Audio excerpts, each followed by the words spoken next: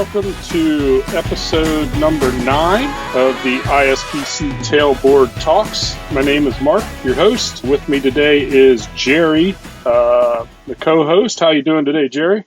I'm good, man. I'm back. I've been on the road. You've done 2 without me. Yeah, it wasn't the same. we kind of missed the off-the-cuff humor and so on. So we made. Thank you for holding the fort down, and thank you for saying that, man. It's we made it work. It was just maybe a little more business-like. We tried to do a little bit of joking, but so today's podcast. Are we just talking the talk? And we'll get into that and kind of what we're thinking there and what we're going to discuss. We have a special guest today. We'll introduce a great guest in a little bit. Yep.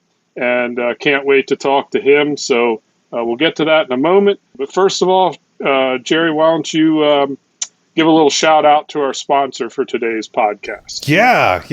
Got to tell you about Bierer Meters. A USA-made, family-operated manufacturer for almost 40 years, Bierer produces the absolute highest quality, lineman-proven, safe, dependable, and accurate voltage and phasing meters, secondary testers as well, and they also manufacture cable identification tools, grounds testers, high-pot tools, custom temporary protective grounds, jumpers, and pole guards, and so much more. Go check them out, BiereMeters.com. If you want to talk to somebody in person, give them a call, 803-786-4839, 803-786-4839, BiereMeters.com, BIERER meters.com. Awesome. Love Bierer Meters. Use their equipment. Yeah, those guys are cool. They got a great facility, family-owned. Been to their facility multiple times. Just had our last podcast with Brent. So yeah, great sponsor and great supporter of us here at ISPC. So, okay. So little change up today in kind of the method we're going to go through this podcast. We're going to jump right into it here with our special guest, and he's going to be part of our ISPC Tailboard Talks today. Our guest today, Mr. Derek Grimes, who is the Director of Safety for Paso Electric in El Paso, Texas. Welcome, Derek. Glad you're able to join us. How are you doing today? I'm doing good. Hey, Mark, Jerry, how you doing? Awesome. Nice to see you guys again. Absolutely. Good to talk to you again, man. It's been a while. Yeah, it's been a few months since the conference, right? So. Yep. Yeah. I think that's the last time we all talked. And you spoke. You actually.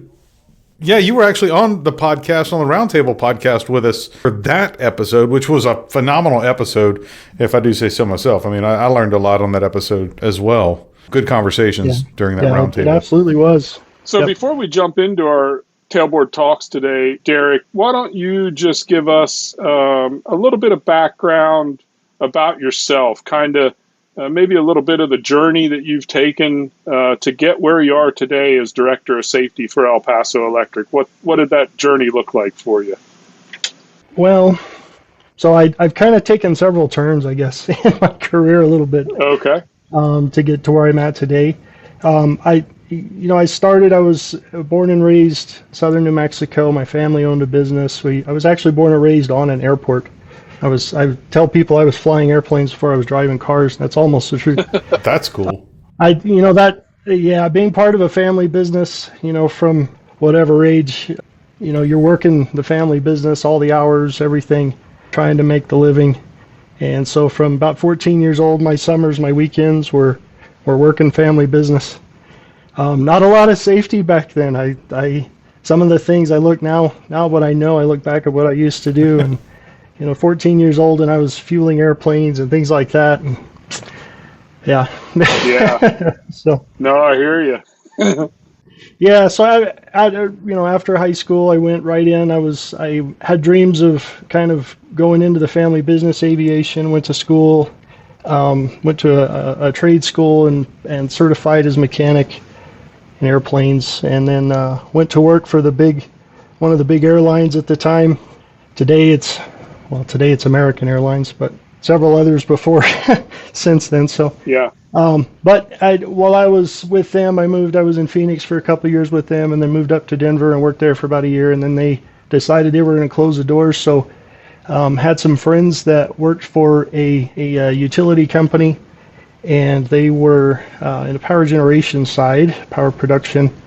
And because I had turbine experience, I got hired into, I guess, the turbine world and worked at a couple of power plants up in Denver, around Denver, eastern Colorado, and then they had a plant that sits kind of southern New Mexico near where I grew up, so we got to move home and work there for 4 or 5 years. So while I was there, really got involved in safety at the plants, in the plant level, being an operator mechanic.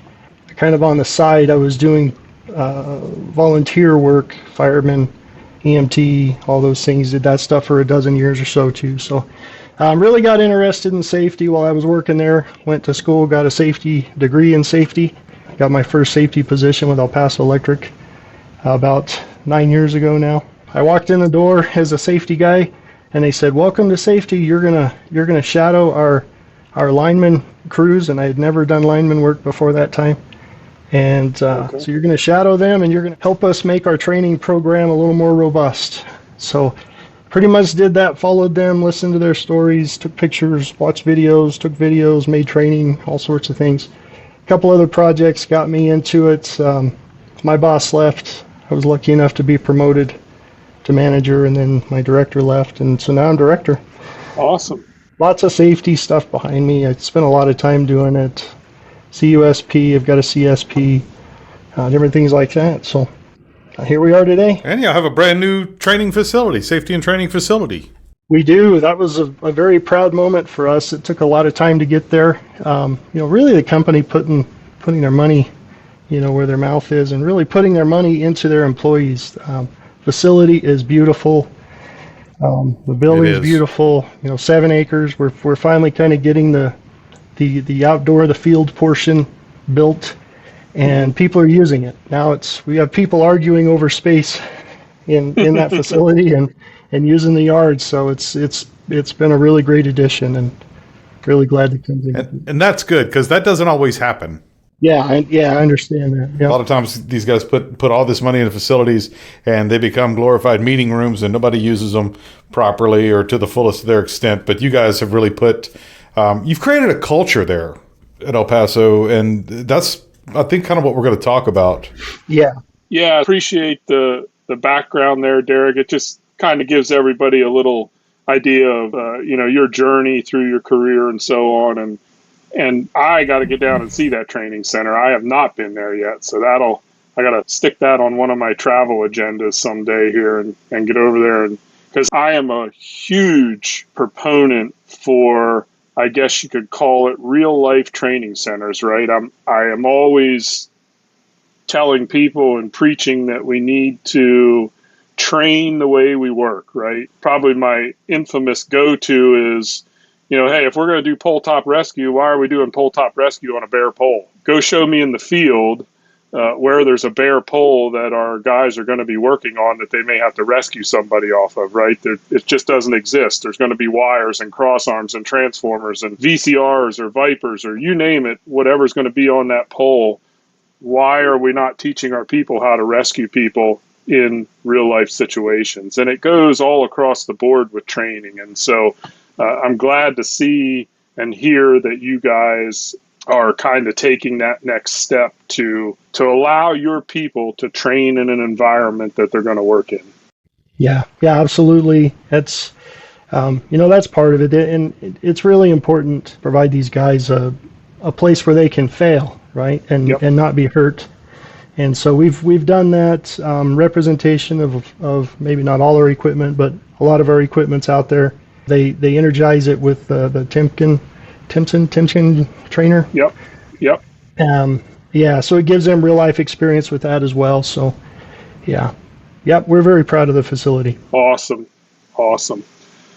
Well, today's ISPC Tailboard Talks is the core elements of an effective safety program. So I figured this was a very relevant topic to have a discussion with you, Derek, as far as your background and where you stand today in your career as director of safety. And so we'll touch on some of this stuff, we'll talk about it, and we'll go from there. So not all this necessarily has to do with training itself, right? But I think think there's 5 elements here that we're going to touch on. Not saying there isn't more, but I think some of these are very key to having a constructive and an open safety program that can guide our workers. So the first thing that I have here is obviously good safety conversations, right? And establishing that good two-way dialogue with your people, you as the safety professional, supervisor, or even leader, right? It could be a field leader. Being a good listener, right? Allowing your people to voice their concerns and the issues they may have. Ensure, another thing about these conversations is ensuring our people are not going to get in trouble for raising concerns, right? And then the fact that we need to follow up on those concerns, right? I've been in companies where concerns get raised and they kind of just fall on deaf ears, right? And so maybe I guess I'll kind of shift it to you and get your comments or feedback on the maybe building on these or some other things that you think are very important when it comes to having those good conversations around safety.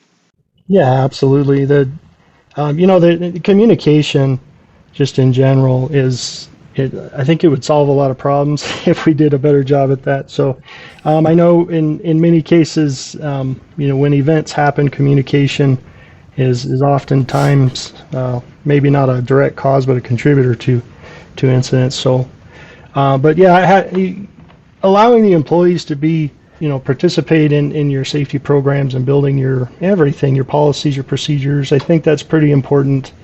They need to have the method to be able to communicate, issues. You mentioned a culture earlier, Jerry. The culture has to be one where employees feel comfortable being able to communicate those things too. And it's something that I've learned in this is you think that you've got it fixed, and the minute you turn your head to something else, things like that will come back to get you. So, good communication, it really kind of starts, you have to be a good listener, give the employees the time and the respect, and, let them communicate to you. Sometimes you just, as a leader, especially, you need to just, close your mouth and keep your opinions and let them give their opinions. And a lot of the times you can hear things, and if you really pay attention, you're going to hear maybe even what's behind the words, right? The emotion and things like that comes with it. So building trust with your employees up front. The position I'm in now, I don't have as much opportunity to get out in the field and visit with the employees directly as much as I used to when I was in a safety rep position. Mm-hmm. And that's the one thing I hear from all the employees is, I don't see you as much. Where you been? Mm-hmm. So, well, unfortunately the meetings keep me tied up, but we've got good employees, good safety people that are doing that job now. So, but really it's all about that. And I tell you, I kind of mentioned trust there.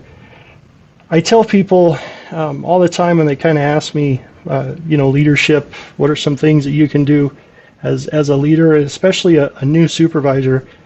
If you go out with your employees and you allow them to teach you what they do, allow them to brag about their trade, let them show you what they're proud of, that helps drive the conversations a little bit. It really builds trust. I don't think there's anything out there that will build trust relationships between employees and leadership. And at the same time, I think it could break that too. If you're not keeping your word. You mentioned, kind of getting back to people, if they have follow-up on concerns. I learned that lesson early in my career as well, that if you don't follow up, and even if it's not the answer that they don't want to hear, right, or if it's the answer they don't want to hear or not the one they do want to hear, that they'll respect you for that at the end of it. So just the fact that you didn't forget about them is really a key to communication and building that trusting relationship. Yeah, and I wanted to just follow up on something you said there, Derek, that sometimes you just need to let them vent. And another thing when it comes to those safety conversations is keeping it from getting personal, right? It's you're your workers, a lot of times they're venting or bringing issues or concerns to supervisors or people further up the management food chain, because for them it is personal, and it's their safety or their coworkers' safety. And we as safety professionals, leaders, those type of people need to make sure we're not taking that personal, right? And that it doesn't turn into us turning that deaf ear because we're tired of hearing it or those types of things. We really need, it's all business. It's really just our people wanting to make it better. And I think that's a key that we as not only frontline managers, supervisors, et cetera, but as you know, you get up into your level, directors and above, a lot of times people or workers don't get the opportunity or as much of an opportunity to talk to people at that level of the organization. And I think sometimes those people think or feel that they're being attacked almost by our frontline people, when really they're just trying to voice their legitimate concerns and make it better for everybody out in the field. Yeah, absolutely. Absolutely. I had one of my former managers when I first started in the safety world. He was a very great mentor to me. One of the things he used to tell me when you were having these conversations is you have to allow for the emotional minute. And his point with that was when, kind of to your point too, when people are emotionally involved in a discussion, right, it's a personal thing to them. And so sometimes the best answer is just tell them, you know what, we need to calm down a little bit. Well, let's get back together in half an hour. Let's take a break, separate, get back to it, and then give us. Sometimes that might be a day, maybe it's a couple of days. I don't know. It depends on the situation, I guess. But I really kind of took that. I'll always remember that because he used to tell me allow for the emotional minute, and there's more truth to that. As a leader, I was thinking one of the experiences that I've had, as you kind of build yourself in your leadership roles, this organization has given a lot of training, a lot of input, a lot of information, and there's programs out there that we've done that kind of helps you understand individual personalities, understand how people think through things, just different types of things. I think ISPC, I think they do like a DISC thing. We've done insights. There's all sorts of different things that are out there, and I can tell you, I think that's probably helped me in a leadership position. And when you're having conversations, and especially when you're having difficult conversations, understanding how that person thinks, how they dissect information, and how they're going to respond, how they like to receive information, all those different things that go into it. I know a lot of people sometimes just think, well, it's just an HR class we're sitting in, but really that information is really good, and if you take it and use it to your advantage, it can really make a difference. Yeah. Okay.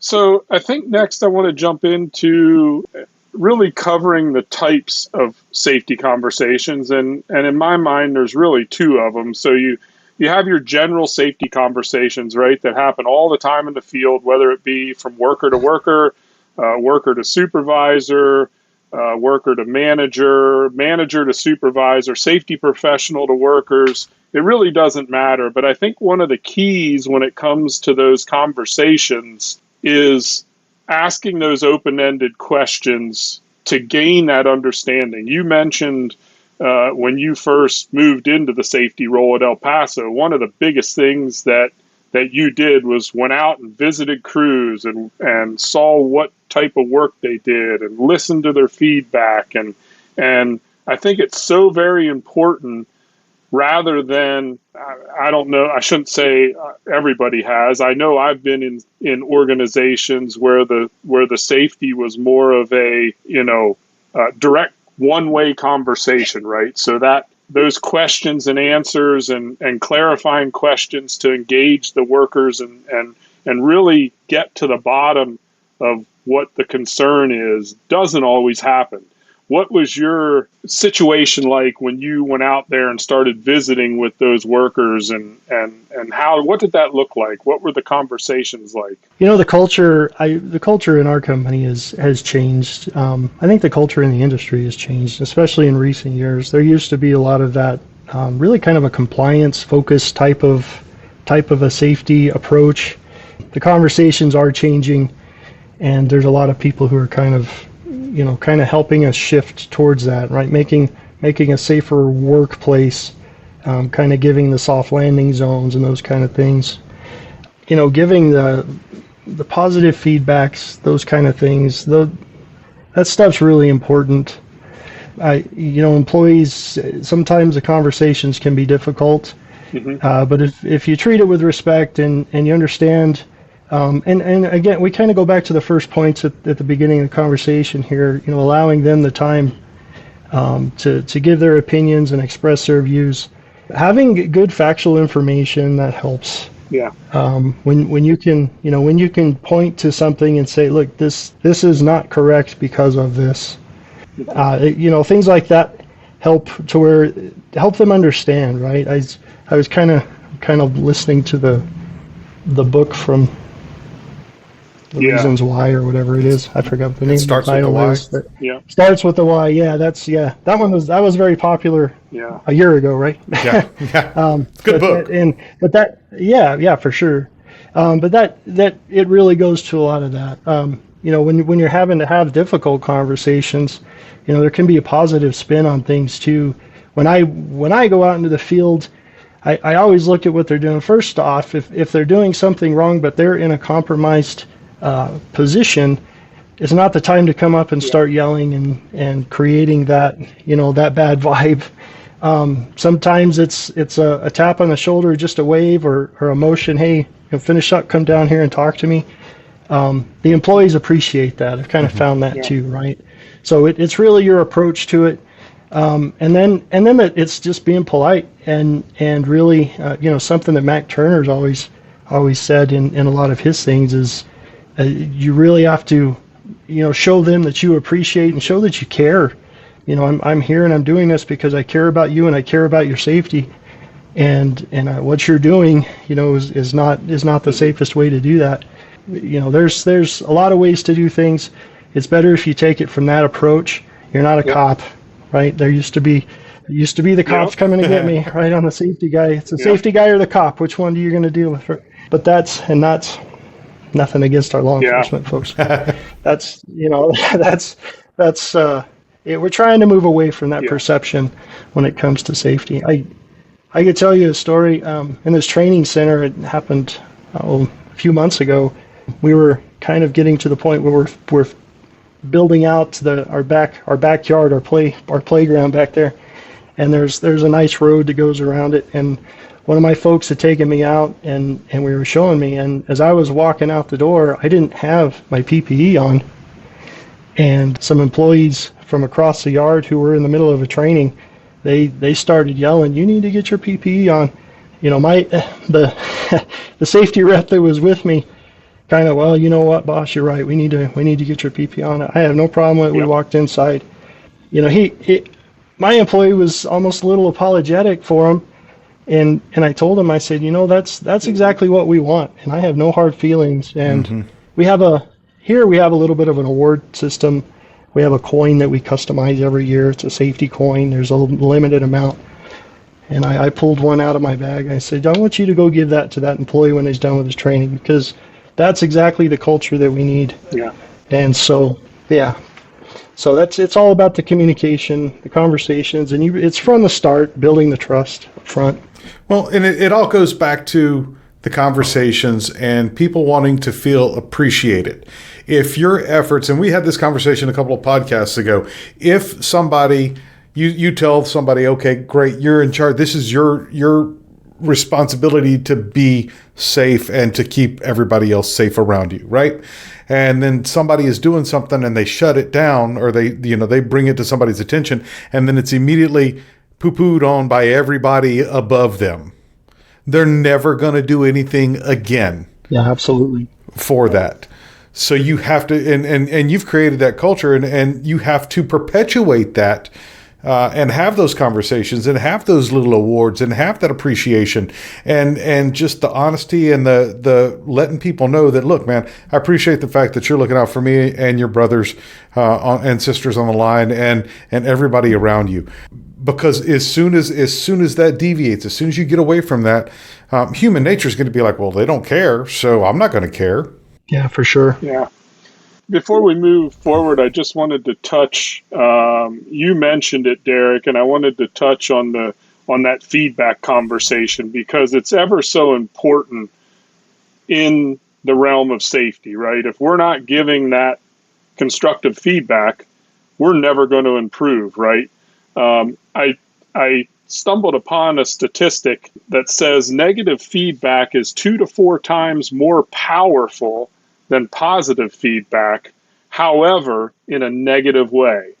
And so limiting that negative feedback, and I'm not saying that we never have to give, I'll use negative lightly.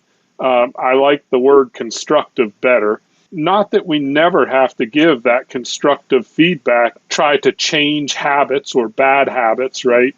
But there is a way to do that positively. And the outcome normally of putting that positive spin on that feedback conversation is just going to be tenfold on what you would get versus just saying, what the heck are you doing, man? Get your safety glasses on, or whatever the case may be, right? And so I guess I can't stress enough the moving away, like you said, from that cop mentality and I'm here to find you doing something wrong, and I'm gonna tell you what you did wrong, and I'm not gonna tell you what you did right, and those type of things. And I think our industry, when I came into this industry back in the early 2000s, that's kind of where we were. And I think I would say, from my experience and getting around and seeing different companies, that that is probably the one-off now, right? I think most of our industry has moved towards that constructive type of culture where we're trying to be more positive and give more positive feedback and correct actions and behaviors in a more positive manner. And I know you mentioned earlier that's really where El Paso has kind of transitioned to as well. Yeah, we're working on it. It's it's not an easy task. Yeah, it takes time, and it, the big piece of that too is for every probably dozen. This isn't a statistic. I'm just coming out of it in my head here, but probably for every dozen positives, one feedback can knock out a dozen positive feedback. Yep. And really the negative experience, right? If an employee doesn't feel like you're listening to them, or if they don't have the right input, or if they feel like their input's not warranted, it can have that effect too. Yeah. And the coaching, to be a leader, you really have to be a coach. So you have to be willing to make those corrections. You have to understand how to, how to explain where things. That's something that a lot of leaders fail to do as well. Is explain why it's wrong, right? Yep. And what's wrong, and then on the other side of that, explain a better way, or provide an opportunity for the employee to grow and find that better way, right? Yeah. So the why is so important. Yeah. It just can't be stressed enough. Speaking of stressing things enough, I can't stress enough about our sponsor and how cool they are and how good they are. So let's take a second. Bierer meters, they have something that is totally different than anything else. They have their USA Utility Support Assistance, and it's Bierer's one-of-a-kind, no-cost service to the industry, including professional customer service, technical support, repairs and calibration, live line conferencing, on-site field training. They'll come speak at your tool or work methods committee meetings, safety conferences, and seminars. And they also have an exclusive 30-day tool trial. Now, nobody else does this, guys, and I'm serious about this. Call them and find out, because if you call this number I'm fixing to give you, they will answer. Bieremeters.com is the website, 803-786-4839, 803-786-4839. If you want to get them on the phone, if you prefer email, I know some of the younger generation is the email or text only. You can email them customer_service@bieremeters.com, and that is BIERER meters.com. All right. Thanks, Jerry. They do have an awesome, that 30-day tool trial. I personally use that. It's an awesome thing. Again, I'm not aware of anybody else that's doing that. And so that's an awesome feature. So we had Brent come by a couple of months ago and spend some time with our linemen. Just an awesome experience. Yeah. So, yeah, he's really got that safety. It's a 3-tier safety presentation he does now. And, he's really honed that to quite the experience, and I've heard a lot of good feedback about that from others as well. And we've talked about the things we do and doing it for the right reasons. You know, we're in safety for the right reasons, and we're in training for the right reasons. They're in it for the right reasons. Brent is truly sincere in the fact that he wants to keep everybody safe, and I appreciate that, and everybody else does too that I've talked to, especially in his Ecos thing is just taking off like a rocket. Just and stuff. No cost to the end user. I mean, you can't get any better than. There's no excuse. You can't say, "Oh, we can't afford that," or you just don't have an excuse, right? So take advantage of it. No reason to avoid it. So speaking of not avoiding, right there, you beat me to the punch. So another statistic I found when I was doing a little research for this podcast: 93% of employees say their work group is currently at risk from a safety issue that is not being discussed. So, some of the things, I'll just throw this out there, and then Derek, I'll kind of turn it to you to get a little feedback from you. But some of the reasonings or the rationalizations for avoiding these safety conversations and using our safe work practices, right? The get it done mentality, right? Justifying it by, hey, I got to get this work done by tomorrow, or whatever the case may be. We can talk about that. Those people that maybe have a skills deficit. Just this once, right? I can get away with it just this once, but we know what that leads to.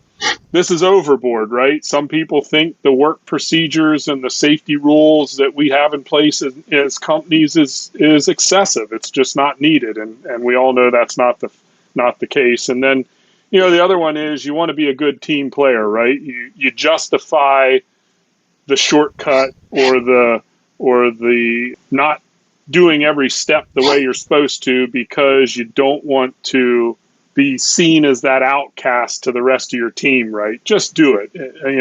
Just do it this once. That's all we're asking. So I guess, when you, again, kind of back to when you started your safety journey at El Paso there, Derek, and maybe even to a little extent today yet, what's your, I guess, feedback on seeing some of these things in the workforce that people are avoiding having that tough conversation, right? I see the guy doesn't have his gloves on when he's cutting, or he doesn't have his safety glasses on when he's grinding, but he'll be all right. It's only this time, right? You keep right on walking.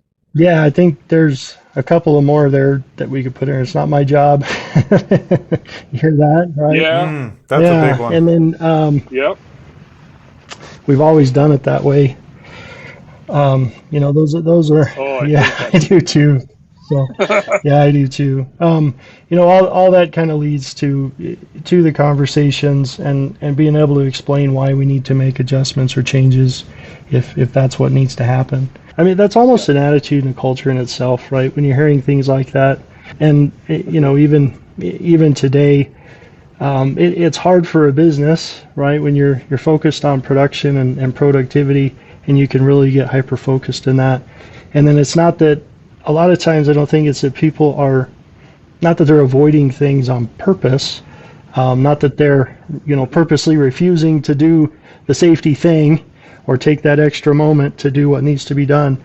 I think they just get very focused and very complacent in things. So, as a leader, Ooh, that word. that's a big word, right? Yeah, there's another big one. Yeah. That's one of the things we've done here is we've implemented another program that it's really kind of focused on having the individual kind of take a look at themselves and recognizing hazards, recognizing, risks and trying to avoid some of those things. So, but yeah, that's kind of back to the communication piece of that. You have to have a culture where people can bring those things, to the forefront as well. And I know even today, and in you get a crew that's made up of journeymen and experienced employees, and there's certain cultures out there. You pair them up with apprentices or say maybe somebody that's new or inexperienced. There's some intimidation factors there too. So this is really where supervisors and really senior employees. I think it's important on the training aspect. Something that we've concentrated this year with our senior employees is a little bit of leadership training from that perspective, right? Because everybody can be a leader in whatever position you're in. You don't have to be making CEO decisions, but at the same time, looking out for your brother and some of those things. That's all really critically important, especially in the hazardous environments that we work in. Sure. Well, and we talked about the team player when you mentioned that are you a team player? They don't want to speak up because they want to be part of the team. They want to be accepted. This is one of those industries like the military, like police, like firefighters. It's very closed in. So if you're new to this industry, you have to earn your place in it. It's just like being in the military, being part of a platoon or a fire team or whatever. You have to earn your place in that. You have to be trusted by the people who are already there. So you do things to be trusted or to be accepted by the group. So that's a big one for the new guys. The new guys have to be encouraged that they are a team player if they speak up. They have to. It has to be known that they can speak up, that they can make that call. The get it done and the just this once and this is overboard. If things we could get so much more done if we weren't doing this. Those are typically that's the seasoned guys that are there that they feel like they're being held accountable for the deadlines for the jobs being done. So there's different tiers, and you have to attack each of those tiers, and you got to do it from the top down, from the seasoned guys, and let them know that hey, yeah, we have deadlines, and we have deadlines for a reason, but if you miss it because you're being safe, And that's a little bit of a different culture too. Yeah, good points. Something I've noticed in the industry is that there is a culture of the past, and you still see it with like contract crews and things like that. That it's really, I say, I'll tell you, you don't tell me, kind of a mentality, and you mentioned a very kind of a military type of a reference there, and I've listened to our senior guys, 20, 30 years experience, and they'll tell you that that's how it was. And if you didn't do what they said when they said it, then, you didn't cut the mustard. So the generation of employees we have coming in now are a lot different, and they don't like that. So you really have to understand that and be willing to kind of fit to their need and their level on some things, right? They're extremely bright, very intelligent, very fast on things that they do when they understand it. And the way that the next generation absorbs knowledge is just incredible. And juggling that between the two generations or the multiple generations. I mean, the seasoned guys and the new guys coming in, as a manager, Derek, that's something.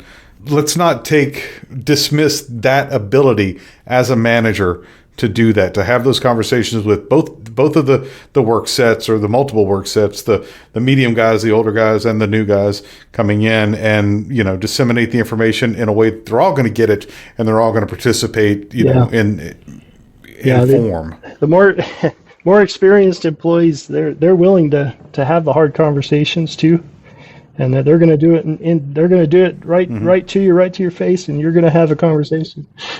And so the younger ones, the next generation, I don't think they like the confrontation piece of it so much. So you almost have to find a way to make them feel comfortable so they will open up to you, I guess is kind of maybe a good way to put it. So yeah, no, it's key. It's definitely understanding, how you need to communicate to the different generations. There's definitely, it's not a one size fits all for sure.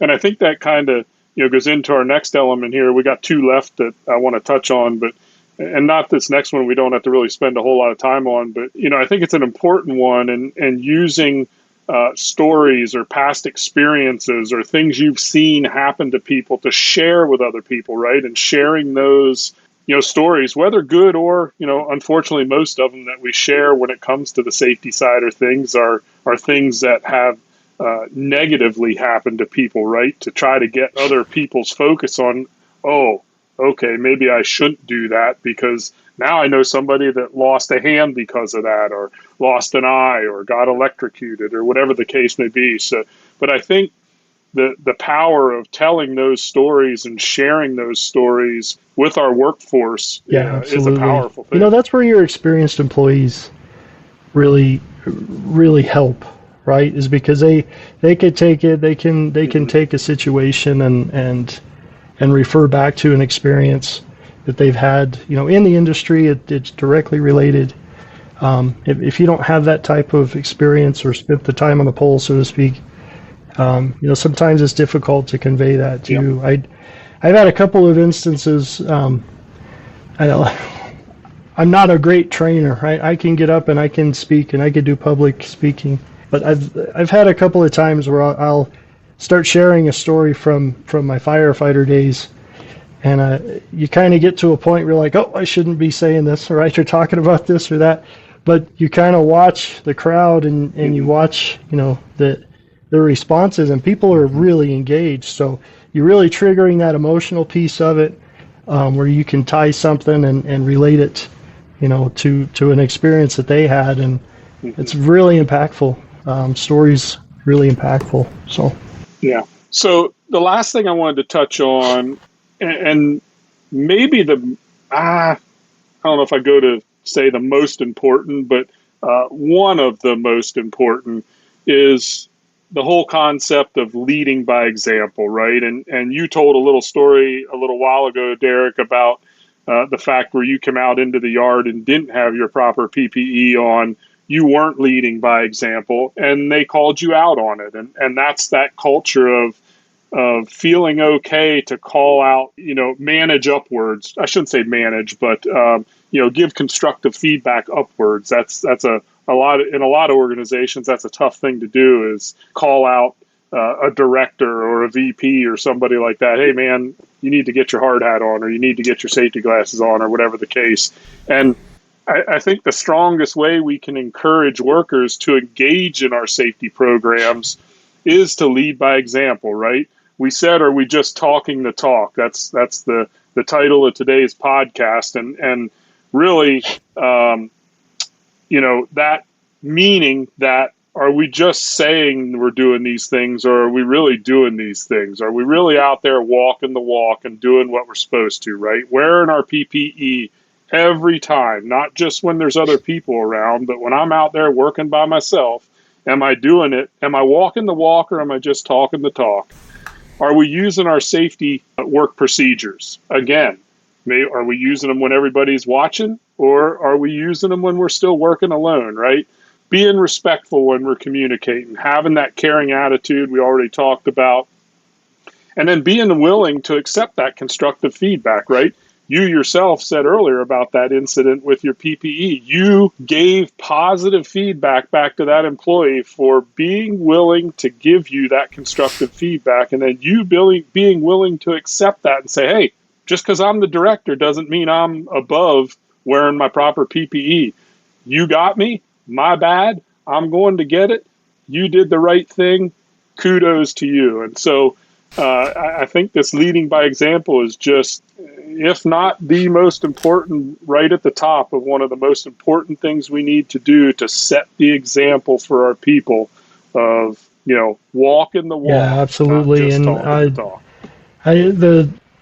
the crews, the groups, the work crews, the ones that have the strongest culture, even within our organization here, they are the ones with the supervisors and their management, their leadership as a whole is just truly engaged in all the processes. So, and it is something as easy as putting on a hard hat and a pair of safety glasses at times. And there's a lot of people who in leadership positions. Sometimes I guess maybe they don't recognize that, but that's kind of the overall culture, right? A real positive safety culture needs to be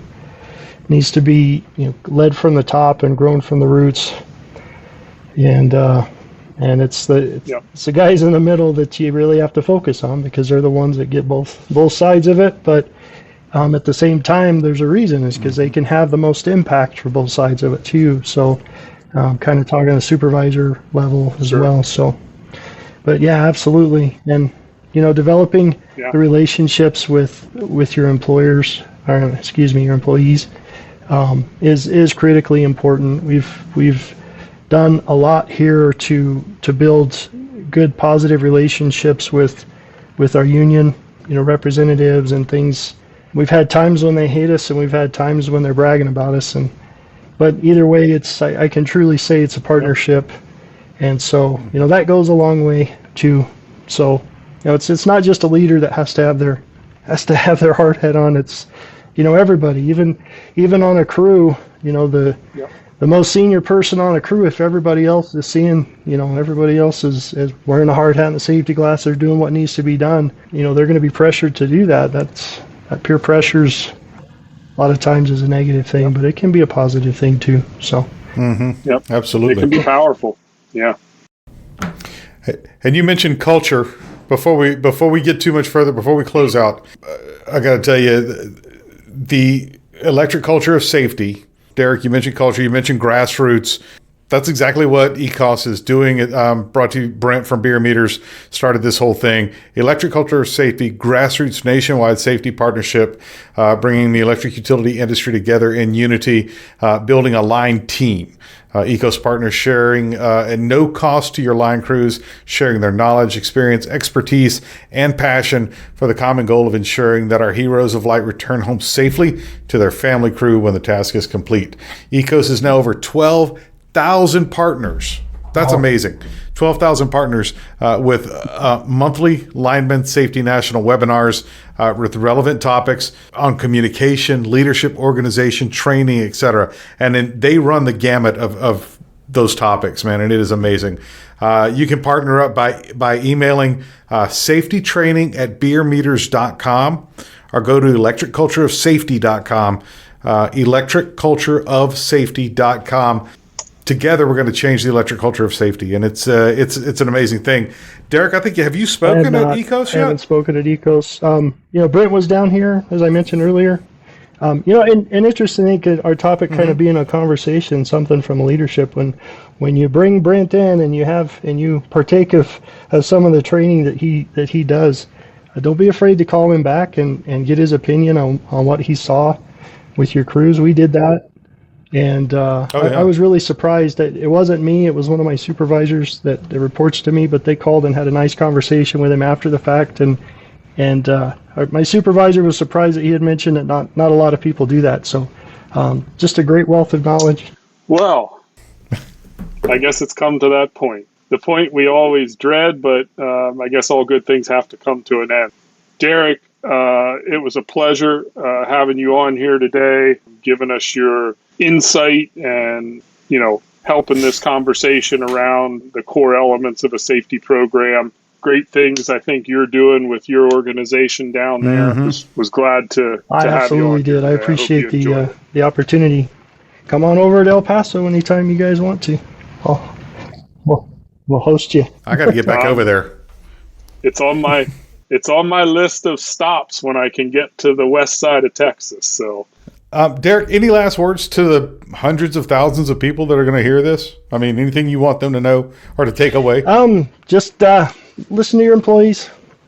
Be willing to have a conversation. That was really kind of the theme of this, I think, this conversation here. So it's really important. Never stop growing. You can never stop learning. So outstanding. Thanks, Derek. Appreciate you. In closing, I got to tell you, the views and opinions shared in this podcast are the personal viewpoints of the participants and may not necessarily reflect the stance of ISPC, the Institute for Safety and Powerline Construction, its staff, or its guests. It is highly advised to consult your company management before implementing any actions or policy changes. Also, guys, please support the sponsors bringing this content to you. Bieremeters.com, Bierer meters.com. And for more episodes of the ISPC Tailboard Talks, subscribe in your favorite podcatcher and be sure to leave a review. We'd love to hear from you. For more information on ISPC and our services, visit ispconline.com. ispconline.com. Thanks again, guys. We'll see y'all next time. Mark, Derek, appreciate you. Thanks, guys. Thanks, guys. We'll catch you later. See you on the next episode of ISPC Tailboard Talks.